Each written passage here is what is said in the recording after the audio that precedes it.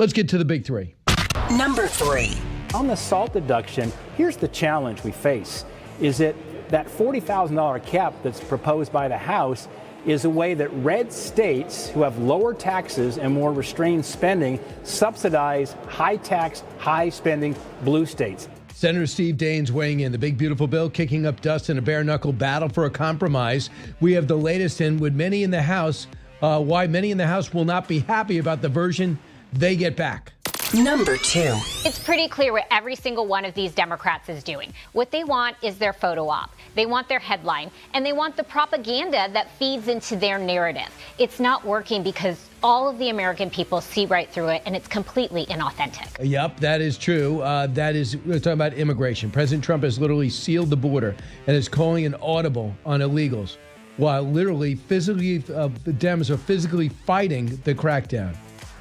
Number 1. This issue that in the end there would be this deep, deep underground Iranian facility at Fordo that could only be taken out by a U.S. weapon, and we're now on the edge of that. Trump seems still uncertain what he wants to do. He should be uncertain. It's a big, big choice, one of the most consequential of his presidency. Dave Ignatius, great knowledge and contacts on the Middle East, weighing in from the Washington Post. It's on, and we may be at war with Israel and Iran. On Israel's side, of course. We're in the 6th day, and it looks like Trump is looking to finish what the IDF started as the Grand Ayatollah still talks tough, insulted President Trump's intellect in his latest statement video address last night. We have no idea where he is, but it seems like the president does. He's now talking about backing up. He's talking about finishing him off. He's not talking about compromise or going to talks. He's not talking about coming to a deal. He's talking about surrender.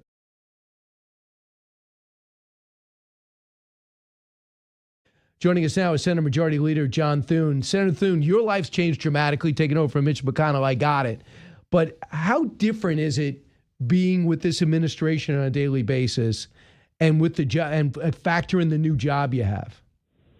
Well, Brian, every day is a new adventure, and there isn't hardly a day goes by where you don't have something coming at you that you didn't expect to happen. And I think that's obviously what the President and the White House have been dealing with what's happening on the global stage.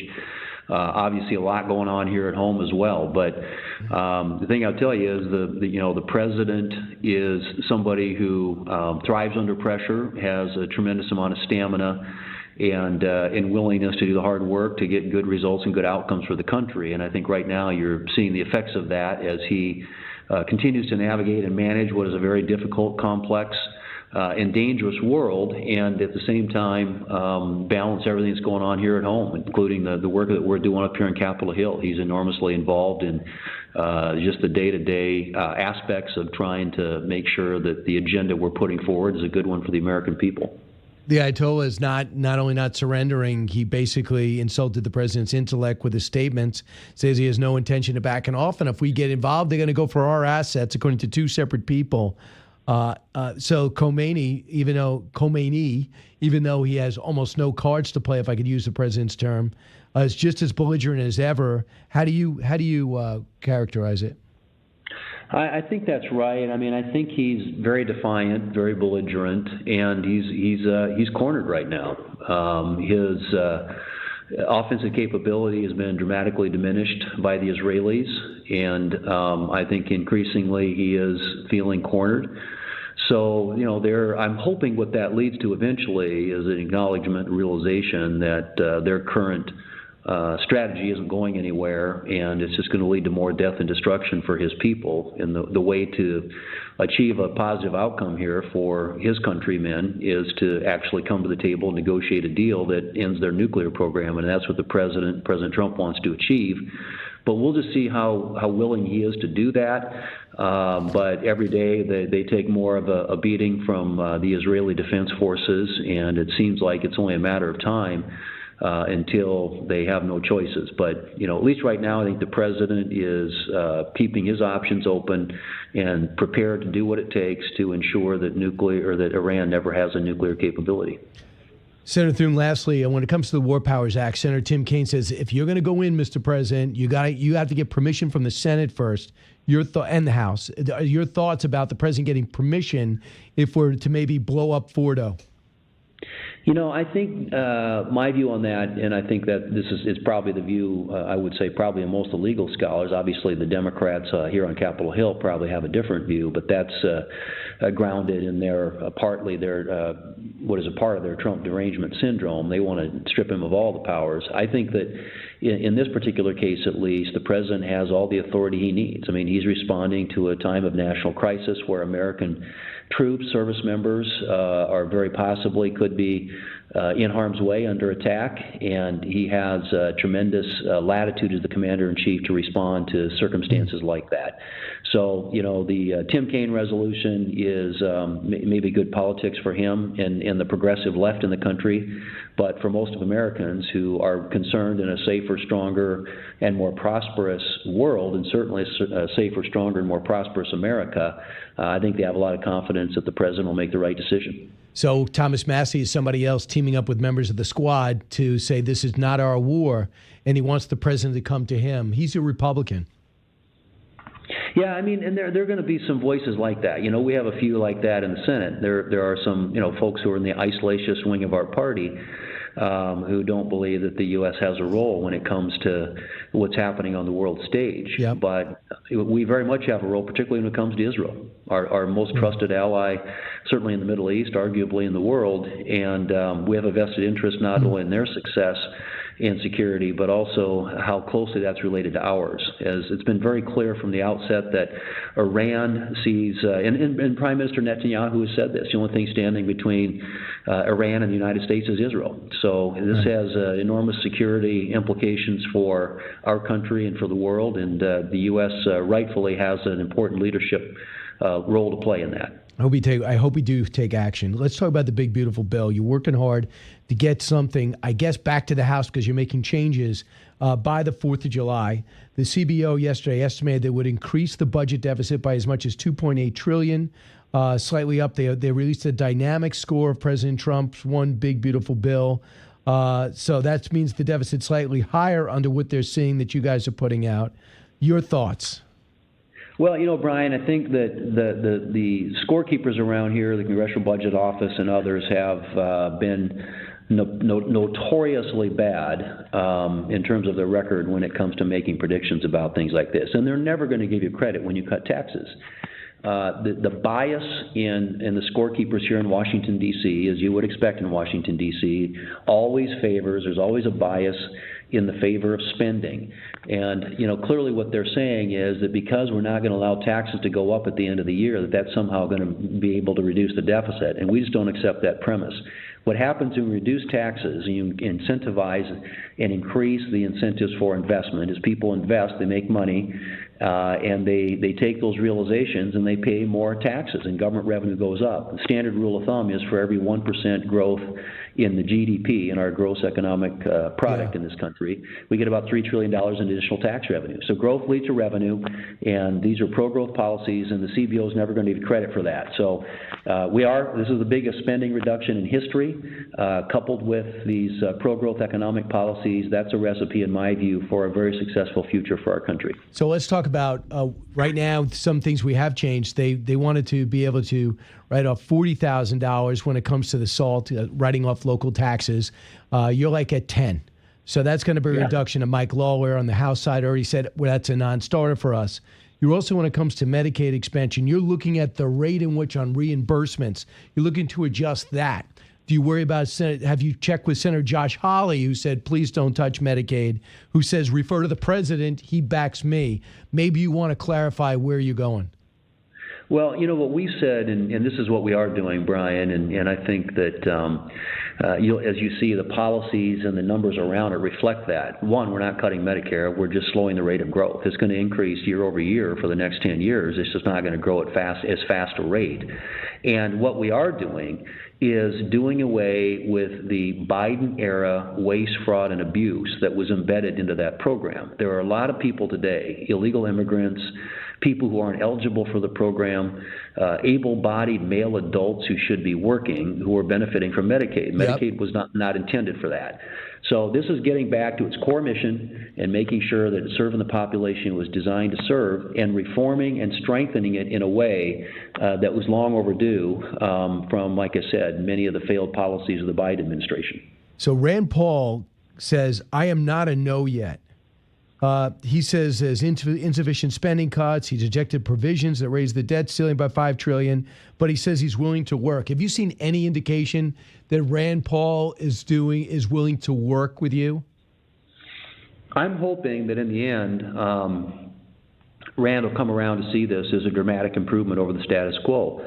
This is the first time, literally in probably a couple of generations, Brian, certainly in several decades, that we're actually starting to spend the growth of the federal government down, and that trajectory, leveling it off instead of having it dramatically increase, which is unsustainable. We've got an unsustainable debt. That's good. That's one of the things that obviously people like Rand Paul care deeply about.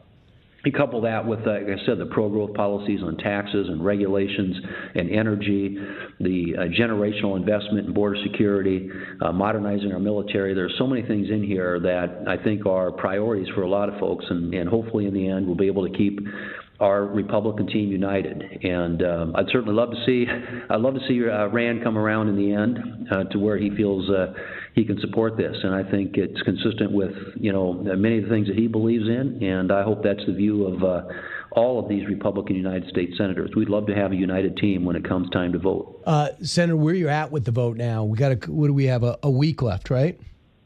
Yeah, we're not there yet, Brian. I mean, it's a work in progress, and some of the text is out. Everybody's reacting to it. We're getting suggestions and input and feedback, and we're continuing to work to try and get to that sweet spot that enables us to get 51 in the Senate, and that will allow us to get to 218 in the House. And we understand on that SALT issue that you mentioned earlier, obviously we have to negotiate that out, and we'll find a way of getting that done. But at the end of the day, failure is not an option. We have to succeed. This is the president's agenda. This is what he ran on. This is what people voted for. And it's incumbent on all of us to try, as much as we may not get everything we want in this thing, to keep rolling in the same direction and get a positive outcome for the country. Senator, in the big picture, I know you can't look past the big, beautiful bill this summer, but if you do want to get the deficit in order and get past the 30 and find a way to pare down the $37 trillion in debt, you got to go to entitlements. That's a very unpopular thing to do for a politician, not for an economist, or for somebody who wants to be a pundit. Is there a game plan to do that as the president's term limited out, to go back at the entitlements in a way that's going to effectively get our country solvent again, or on the course to solvency again? Well, we don't have any choice, Brian. We have to. And, it's just like what we're doing with respect to Medicaid. It's waste, fraud, and abuse. It's ways in which these programs have been gamed. And when Democrats are in power, they continue to game them. A lot of the pandemic spending hasn't been unwound. And when Democrats have power, they grow government, they increase spending, they get more people dependent upon government programs. And so now we have to come along and unwinding it. This stuff isn't easy, but we have to do it because the future of the country depends on it. We can't sustain the kind of debt load that we're carrying today and expect the future generation to have any kind of hopes or aspirations or dreams that those who come before us have enjoyed. So, I mean, we should always look for ways to make government more efficient and effective. And we will be doing that. And if there are ideas that come up, when we get this thing done, we get it behind us and pass it, it'll be a huge first step. But there's a lot more to do. And as long as our focus is getting a leaner, more efficient, more effective federal government that rids these programs of the waste, fraud, and abuse that have been embedded in some of them for some time, that's a win for the American people. And I think that's what the taxpayers in this country ought to expect. The other thing I want to talk to you about is what happened last week with Senator Alex Padilla. I didn't even know what the guy looked like either. I guess he was appointed when the vice president became vice president, Kamala Harris. But he went on Capitol Hill, went to Kristi Noem. Security ends up putting him in cuffs. Here he is talking about where he thinks the country's at right now. Cut 29. It's because the American people have always been willing to speak up and exercise their First Amendment right to protest, especially when our fundamental rights have been threatened. And as the proud son of immigrants from Mexico, it's that same right that I came to revere when marching through the streets with my family and my friends in 1994. All right, so he says it's a bigger picture. The way ICE treated him, if they're treating illegal immigrants like that, it's terrible for the country. How do you view what Padilla did and how he was treated? Well, I mean, first of all, I think I'm a grandson of an immigrant. I think a lot of us have an immigrant heritage in this country, but we're a nation of laws, and those laws have to be preserved and protected. I mean, our first and fundamentally as a country, that's what differentiates us from every other country in the world, is we adhere to the rule of law. And yes, we have constitutional protections to free speech, which everybody has the opportunity to take advantage of in this country. What happened out there obviously was unfortunate. We're still getting the facts and the details, the information around it. But clearly, I think that was a case of mistaken identity. People didn't realize who he was. But I think we all have a responsibility, Brian, to do what we can to lower the temperature and the emotion around some of these debates in this country. But we have to recognize that law enforcement, people who are enforcing all our laws, including our immigration laws, have a job to do. And that's not an easy job, but we have to respect them when they do it. And obviously, I think as a nation, we are a better place when people understand that the rule of law applies to everybody equally. I'm pretty sure you should not get that close to the secretary and start screaming. I would expect to be restrained too, even if I was. Well, I just think, yeah, and you know, I think obviously there is I think there were just people didn't realize who he was, and when they recognized it. Who he was, they adjusted. But I think that this was an unfortunate, again, incident. But there's an awful lot of, I think, too much probably being read into it, too many conclusions being drawn from it that perhaps aren't entirely consistent with the facts. I'm always interested in what the facts are. And right now, the fact of the matter is we've got a lot of law enforcement officials in this country who are trying to do a job. And especially in the weekend, it's not easy being a lawmaker these days, too. Senator Majority Leader John Thune. Senator, thanks so much. It's going to be a big battle. Finally, do you predict you're going to get something done before July 4th? I do. And you know, but then I'm kind of I'm always an eternal optimist, Brian. But this stuff is hard. There's a lot of work ahead of us, and we're continuing to sit down, listen, work with. But in the end, we got to get 51. That's the goal. Go get him, Senator. John Thune, thanks so much. Appreciate it. Hey, we are back, everybody, and welcome back. I come to you from New York, but guess who's in town? Doug Collins, 12th Secretary of Veterans Affairs. We had him in as a congressman. We had him in as a civilian. And we know, are you still in the Guard? I'm still in the reserves. Yep. You're still in the reserves? Yeah, I'm still in the reserves. How many years is this now? I'm going on 24. Wow. And, of course, a lot of people just were saying to me, I was talking to some official, Michael Watley. Yeah. And I was just saying, what are you going to do in Georgia now that Governor Brian Kemp's not running? I said, what are you going to do in New Hampshire now that Sununu says he's not going to run? And they said, well, we think in Georgia, Doug Collins, but he's got a job. Yeah, I've got a job. Thanks, Michael. So you are the 12th Secretary of Veterans Affairs. How's it been going? It's been going great. I love the job, love working for the president, doing this, taking care of veterans. And, I think it's been sort of prime. Me and you, we've been on TV and fighting against, falsehoods. That's what I do all the time right now, is just fighting against the falsehood. Well, this should be an apolitical office. It should be, and I want it to be. I've reached out across the aisles. I said, my bottom line is the VA is going to take care of veterans. That's our only purpose. But yet it has become such a large, ingrained bureaucratic organization that Congress only knows how to deal with it over the last number of years by putting money and people at it. Right. And so there becomes this investment that it becomes, workforce development. And it's not. We're about service. So it's one of those things where I jokingly say, and truthfully, we got 535 board of directors. All of them want to say that they're for veterans, but yet if the minute something goes wrong or something changed, they don't want to see anything happen. So you say 500 because you're talking about lawmakers. Yeah, right? I'm talking about Congress. So you're talking about your lawmakers. So there's a story out right now you just handed me. Extremely disturbing and unethical. New rules allow VA doctors to refuse to treat Democrats and unmarried veterans. How much truth is in this story? Zero.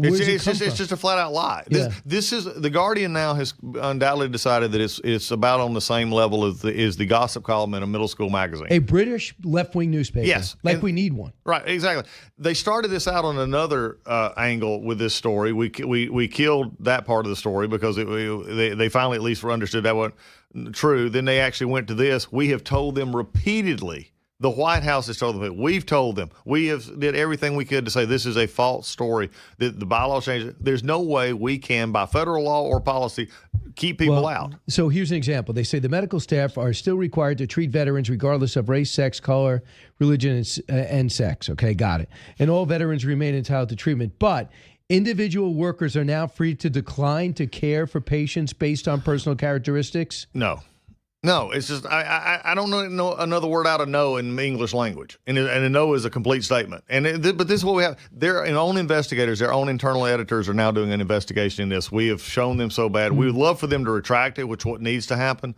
But here's the problem with this, Brian. It's not just that it's a bad article. It's not just it's false. If we have had members of Congress, Senator Patty Murray, we've actually had Marcy Kapiter out of Ohio, who've retweeted this, basically claiming it to be true and asking for me, to say, why are you doing this? Well, we're not doing anything. My concern is these kind of random reports that show up on social media. What does it say to a veteran out there who may have had a bad experience with the VA, or they were just thinking about going to the VA, and they see something like this? They don't have any context for truth. They may not hear me today on your show, and they don't go to the VA. They need to get help for depression or something else that's going on. These senators and these representatives and this paper are putting veterans at risk for not getting the treatment they need. So is it true that you let go of thousands on Doge's recommendations? No. No. Who have you let go? Really, at this point, very, very few, if any. And I think because the only thing we came through was probationaries, which were put back, by the courts, which we're still under a court order. We've done no RIF because the court right now is held us up. What is RIF? RIF is reduction in force. And we were looking, You thought the force was unwieldy. It is. It is unwieldy. And I think, now we've had a good many folks take the early retirement, which is positive. If they wanted to take it, that's great. But here's the understanding. 470,000 people. We're about 460 now. 1,000 employees. We're bigger than the U.S. Army active duty. And we have 170 hospitals, 1,200 clinics. We do 9.1 million enrolled veterans. But here's the interesting thing. The budget for the VA in the last 10 years has increased by hundreds of billions of dollars and hundreds of thousands of employees in 10 years. And yet we're still at 9.1 enrolled since 10 years ago. And usually what do you mean 9.1? That's 9.1 million veterans are enrolled in our system. So think about this. The way that Congress has reacted to some things is put lots of money in people, but yet the number for veterans has stayed the same. Utilization is up in some areas, especially the South and others, for people taking advantage of things. PACT Act had something to do with that, the burn pit issue, but just a little. But we still had wait times that were too high. The Biden administration did away basically with the Mission Act, where you could go get community care, which President Trump had put in, and I've actually voted on in Congress. They wasn't letting folks go to the community, which was basically a violation of the law that they were supposed to. We've changed that now to where they get back easier to the community, so we can get them quicker. So in other words, if they I don't want, there's no VA near me, can I use the money to go to my local doctor? Well, it is, or there was, and now we've instituted a standard that our doctors can go back to best medical interest. So they don't have to necessarily see, is there a wait time or is there, but it's the best medical interest between the doctor and the patient to say, look, you can get this cardiologist, you can get this urologist. We don't have what we need at this point. We want you to go see this person. And then the other thing is the same amount of money, same amount of people. We had a backlog of 260,000 disability claims that are processed for people to get their disability. 260,000 backlog, which means they're over 125 days old. Wow. When I stepped into the office, we're now down to 190, right below 190. In less than 60 days, we put a focus on it. That means that we're clearing out cases, that we're doing more than we've ever had. We're doing it with people who have taken early retirement, but we're doing it with a focus, again, on getting a veteran care. That was missing when I got there, Brian. The emphasis was on our employee base. Emphasis was on what are we doing, what are our policies, instead of the only reason we exist is a veteran walking through the front door. All right, so, and your goal is to get a deputy, an undersecretary. You have no staff. Yeah, deputy is, of confirmed Senate people, I've got my deputy, and we got him about 8 weeks in, and I only had him a couple months, but I do not have a CFO. I do not have a general counsel. And I think you've actually interviewed Sam Brown he ran for Senate. Sam is a great guy. He's going to run our cemetery association. Gallego and Blumenthal have decided that they're going to block all of our nominees because they don't like me and don't like the president. That's bottom line. But the high, like the first round you got through, and Secretary of State, we get all these people through, but everyone took their eye off the ball because it's not the sexy deputy, undersecretary, aren't the big names. Right. So they're slowing it down, making it totally ineffective. And you went through the committee part. Yeah. Oh, look, the three that I just mentioned, by the way, all are veterans. So it's sort of hypocritical for Gallego and Blumenthal to talk about, we need to do all this for veterans, but yet you're not letting these, which they could, on UC, they could just let them go. These are lower level positions, but they refuse to let it happen. And so we're stuck in this, and it's putting the leader Thune in a bad position. He's trying to get through as many as he can, but if you're having to burn floor time, which is what the Democrats are making them do, right? Then it just takes up everything. So they're having to do 1 or 2 or 3 a week, and that's all they're getting. Which is crazy. And the other thing is they had the big, beautiful bill. You know what it's like to have an overwhelming piece of legislation. Yes. So that's what happens because you're using that time. Yep, because we're into the big part of that now. Think about this, Brian. So what does Senator Thune say to you when you say, "Listen, I need my guy"? They're working. I think they're working as hard as they can. Okay. I think, and the president knows this. Again, though, it's really one of those things. I'm going to say something that some will agree with and some won't. I think there's got to become a time in our country that the president who wins the presidency, they get their cabinet members, unless there's a problem. I agree, having a hard hearing, that's fine, but they get their cabinet members. And then we need to decide on the top 300, top 400 of political appointees that the Congress has decided these have to be approved, that they go through. Because it's a national security interest. It could be, two that we haven't even talked about because I had to do a process before I could ever get my deputy in. Undersecretary for Health, which is our VA, which are all of our healthcare centers, all of our clinics, all of our health, is Senate confirmable. It took me... after I got the deputy in, they had to do a commission, which is, again, it's the craziest kind of thing. So now we finally got him. John Bartram's name's been sent to the Senate. We have our Veterans Benefit Association, our second business line, which does all the benefits. Those are 2 undersecretaries that at the rate we're going now, I may get them by October. It's absolutely insane. And that's a hope. Totally unacceptable. And lastly, you talk about there was an executive order signed to address veteran homelessness and the actions you've taken.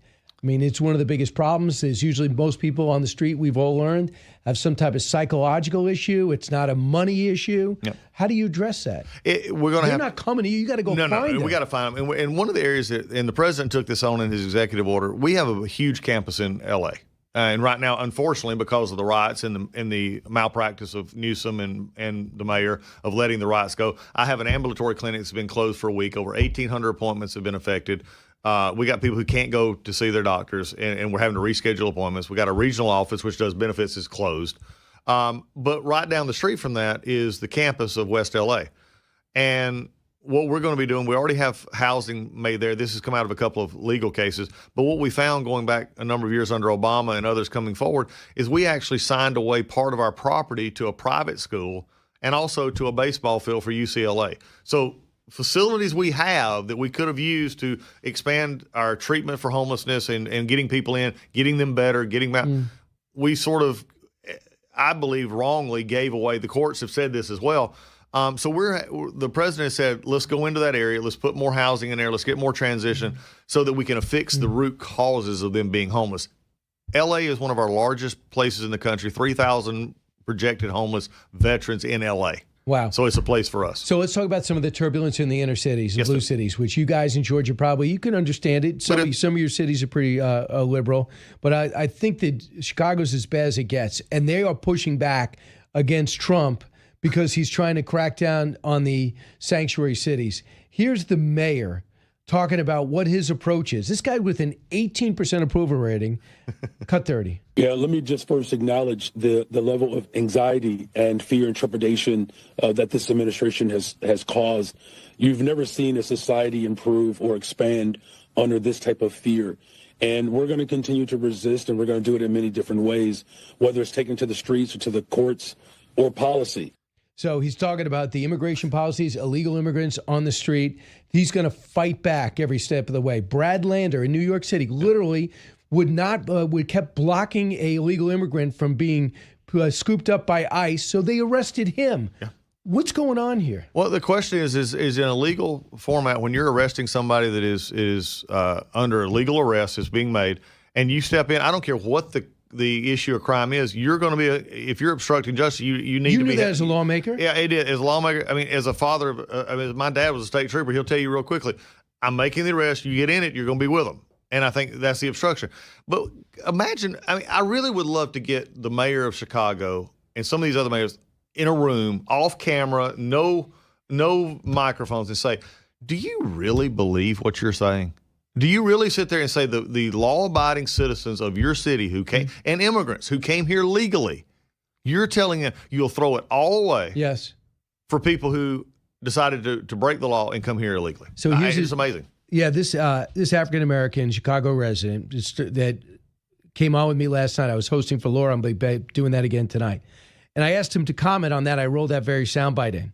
And here's what he said, cut 31. Since Donald Trump has been sworn into office, there has been over 1,300 daily ICE arrests that has been happening all across the country. That's over 100%. That's absolutely amazing. So this is what the people voted for, patriots like myself.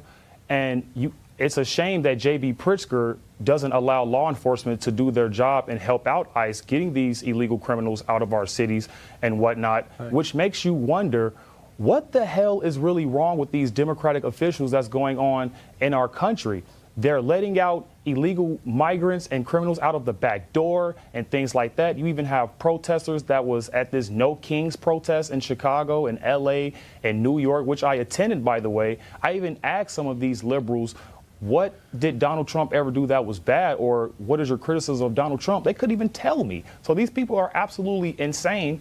And this is just another Democratic playbook that J.B. Pritzker wants to do. And Doug, the reason why I want you to hear this, Secretary, excuse me, is because you're in the middle of the whole Russian scam thing. You unwound it before the Mueller report came out. You figured it out. Yep. So they came out. Then you had to go and drill that. And you could see these people, whether they believe it or not, they are just, something about Trump drives them crazy. These guys are over the top crazy because they think Trump is the problem. But the American people see there's logic and common sense at the foundation of his actions.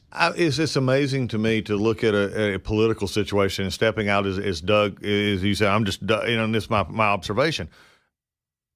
I read this a quote the other day.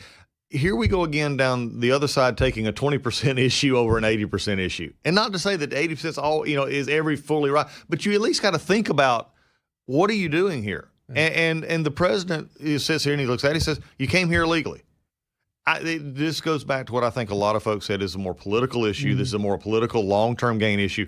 Remember, in the nuts and bolts away from the headlines, you get more of the illegal immigrants into these areas, get them counted in the census, get them counted in the arena. That is what's funding the federal programs. It's what's funding a lot of the monies that go back to these states that they actually turn around and give to the, and then it in turn funds the democratic process and getting them possibly to vote or later into doing that. So this is, again, it's just amazing that we're trading. I mean, sovereignty is a big issue here.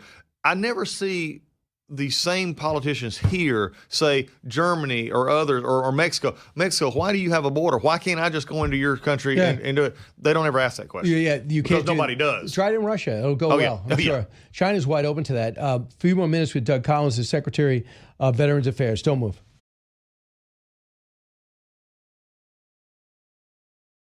I think the most important thing is when you are in a leadership position like that, is that you are inclusive and that you work together with everybody. And so it means that you have to work together with local government, the state government, and the federal government. They have to work together rather than fighting each other. Arnold Schwarzenegger weighing in about refusing to play into the View's game of isn't Donald Trump terrible, fill in the blank. He also, when it came out to immigration, he was extremely strong and grateful to be an American. Cut 33. As an immigrant yourself, you are an immigrant. You're an immigrant in this country. Yeah. Did you have a visceral reaction to what they're doing, what ICE is doing, when you see the videos of it? We got to do things legal. That is the important thing, So you got to do things legal. And those people that are doing illegal things in America and that are foreigners, they are not smart. Because when you come to America, you're a guest.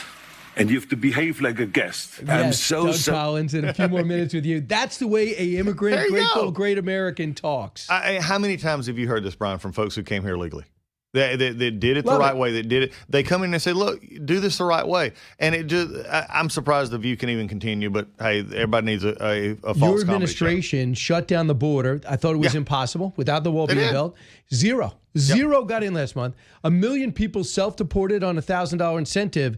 And for the first time, we're going to have more people leave than come. Yep. And then we're going to decide, I hope, to have a work visa situation that allows us to fill the gap on these jobs in an organized way. Yeah, isn't it amazing that we were told for 4 years that the president couldn't do anything?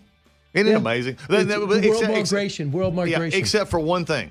They could open the gates. Yes. Other than that's one thing they could do. They could open the gates. And they said, well, the whole world is migrating into them. Really? I didn't know that. The Chinese and pocket protectors need to come here. Yeah, that ain't happening. Doug Collins, you're doing a great job. 12th Secretary of Veterans Affairs. I look forward to you getting a staff confirmed. Yes, we're looking forward to it. Thanks so much, Thanks, Brian. Mr. Secretary.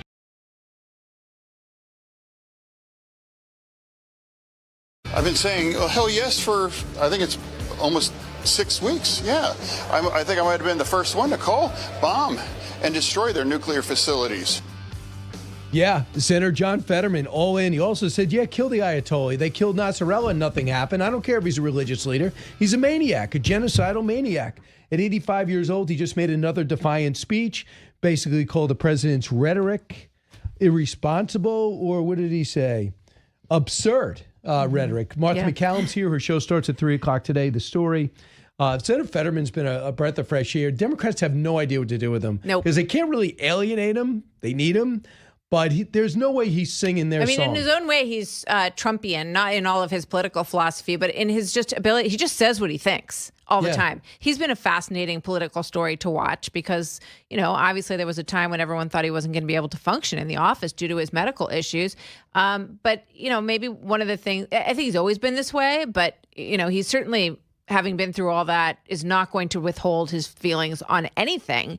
And I think he's a very interesting, strong voice. I think that he's someone that they're going to be looking very closely at as things move forward. So we'll see. I think the president has got a little bit of an insurgency going with Tim Kaine and I guess Congressman Massey. They're looking to say. What else is new? Right.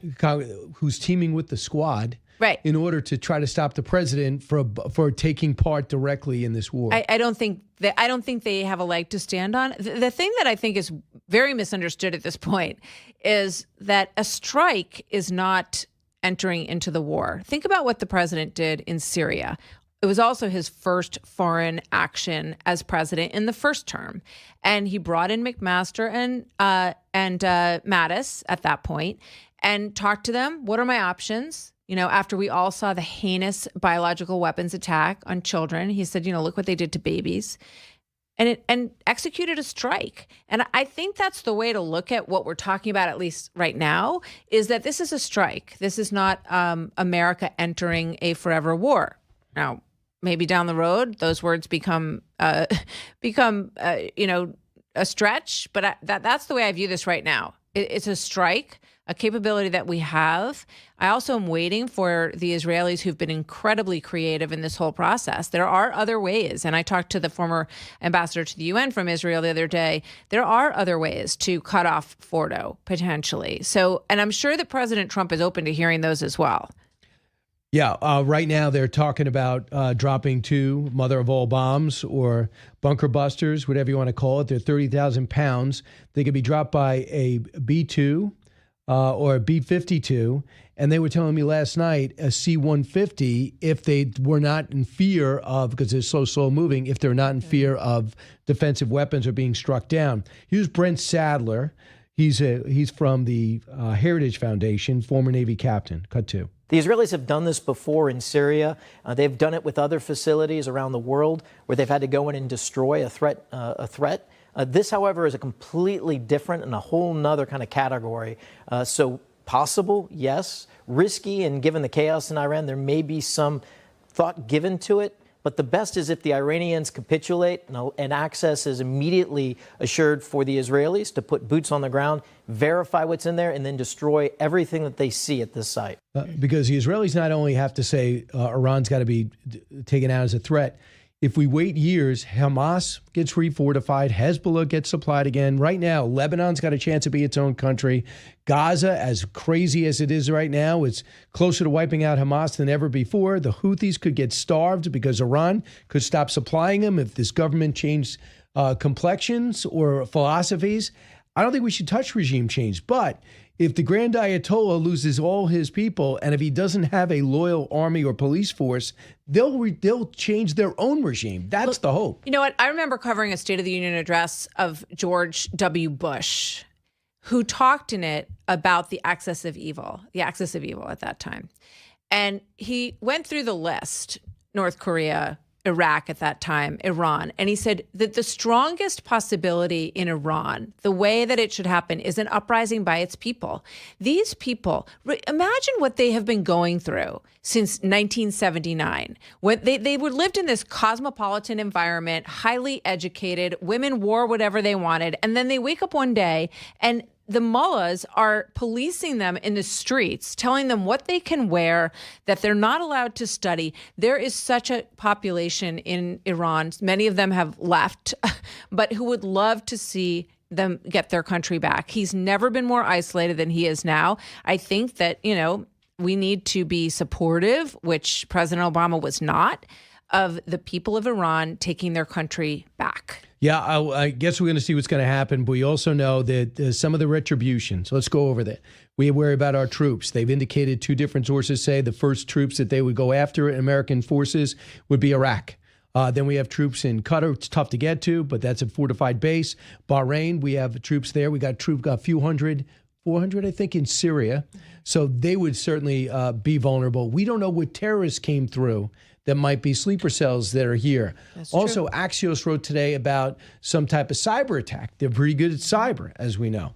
So these are the type of things that would fuel the MAGA base if you do it and you take out that facility and it's gone, and then all of a sudden our soldiers are under attack and we have some casualties or things of that nature. His right wing and left wing start going, Mr. President, you don't know what you're doing. Here's what I would say. I don't think we can view this as a war that would be just beginning. Iran has been at war with us for many years, and they have done exactly the kind of things that you just cited, Brian.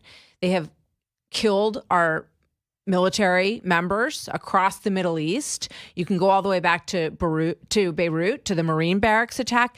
They have been after us for a very long time, and the way that they have succeeded in those attacks was through their proxies and through the infrastructure of their government and their leadership. But those things are decimated. Do not underestimate the impact of what Israel has pulled off against Hezbollah, against Hamas, against the Houthis. These groups are back on their heels. They might be worse than that at this point. And that's why this moment is very crucial, because you do have people in the Middle East in all of these areas who would really like a brighter future. They would like to have the economy that Israel has or that the Gulf states have, and that possibility exists. So, I might be overly optimistic, but I think we have to look at this moment. Moments in history pass by. They passed by Barack Obama in terms of what could have happened with the Iranian people in uprising. And there are a lot of people who believe we can't let that happen again. This goes to show you that we don't understand their culture. I don't. If they actually said to themselves, let's be savvy. Let's tell Trump we're considering enriching uranium outside the country. We are considering stop spinning centrifuges. We're talking to different countries about how the UAE is setting it up. Trump would have probably went to the prime minister and go, listen, let's not bomb that. I'm making progress. We're in week 6 now in talks. So they're beginning. But instead they go, we're never going to stop. And then Biden comes out and says, hey, the Houthi rebels, not a terrorist nation. Israel, yeah, they are a little belligerent. Saudi Arabia, they're the problem. Let's talk. You know what they say? No, I'm not going to talk. So he actually made them look bad. He goes, I'll release some sanctions. You can sell oil. I'm going to look the other way. You can give those drones, those elite drones to help Russia turn around their fortunes in the war. I don't care. And they didn't talk to him. That was their opportunity for 4 years to take advantage of an adult president. And Anthony Blinken, to me, wasn't nearly strong, and Jake Sullivan just reeked of weakness. They didn't take any of that opportunity. So Trump comes in, and then they decided to talk with the tough guy who didn't like them. The Ayatollah said yesterday, he scoffed at President Trump talking about unconditional surrender, !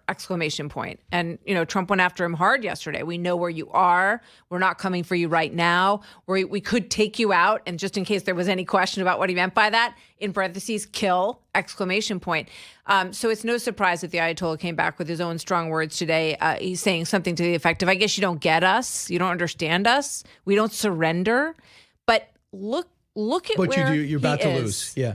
Yes. I mean, I thought it was interesting, this other report in the Wall Street Journal today about how Israel's running low on arrow missiles. And, we have to keep in mind, like, everybody is trying to work the situation to their advantage.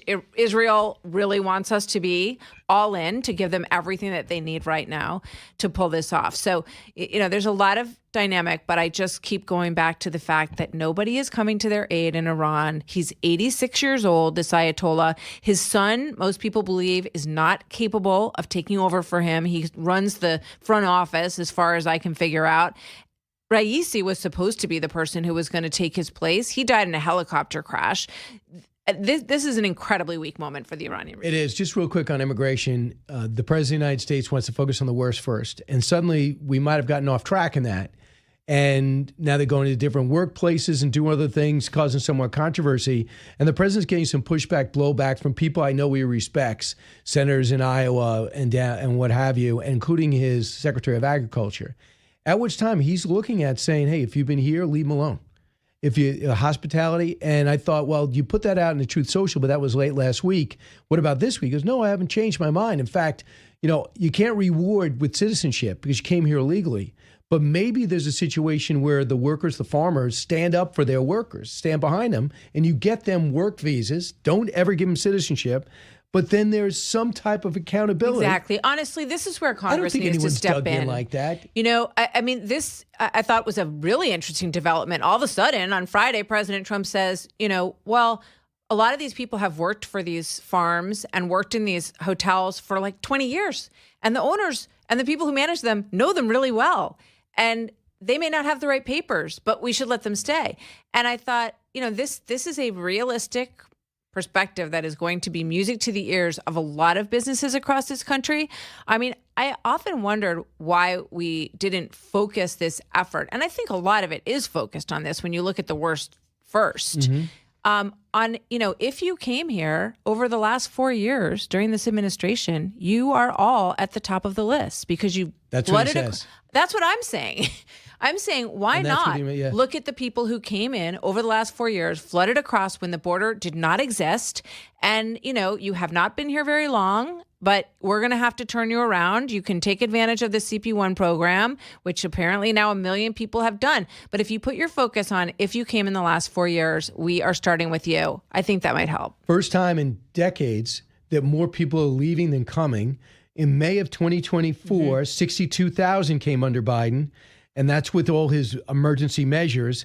In May of 2025, zero. So the reason why, Martha, we're speaking like this is because the president has done something I didn't think was possible. He basically locked down the border already without the money for the new Border Patrol, military. They have such a great plan. It's down to zero. So now we look around and go, okay, now I could clean up this place. Now I could do the other stuff that takes people... smart people. Absolutely. And this is why the numbers are not where they want them to be, because the numbers that Biden got in the last 2 years were because they were dealing with people who were flooding across the border. They could go, you, and send them back. And that counts, right? Now you're dealing with people not who are crossing the border because that problem is solved. It's been an extraordinary success. But you're dealing with people who are entrenched in communities, in society. That's much tougher. It's a much tougher extraction, much tougher to figure out who the worst of the worst are. And that's why, I think if you looked at people who came in the last few years, it would be maybe an easier focus. But it is tougher to run up those numbers given the fact that now they're dealing with people who are here. Absolutely. So we're going to take a short time out.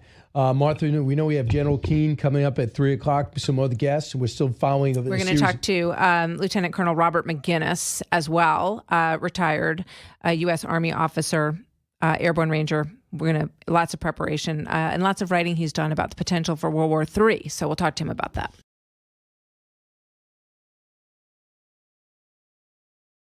Fox's Brian Kilmeade, believe it or not, is launching a semi-pro soccer team on Long Island. Americans are calling it a stunning combination of things no one cares about. To boost attendance, Brian promised anyone who attends a game will not receive a copy of his book. So that is very supportive of Greg Gutfeld. I mean, it's how he shows his love towards you. Really? Yes. I mean, I just happened to look at that because I got home last night after hosting Laura Ingraham. I'm like, I can't sleep. I'm still wide awake. And I look up, I'm like, oh, the second story that he does on his monologue. But I mean, after the bombing in Iran. Fair. That shows how much he wants to help people, like tell people to go and attend the soccer games. Did he ask you to spin that story with me today? I think any publicity is good publicity. Now everyone knows that's what my brother said. Your brother launched really a soccer team. It's not about me. It's about my brother's team. I'm an investor in the team. He's doing it. He's working 80 hours a week. But they wrote the story in the Post, which is great. You can look at it online.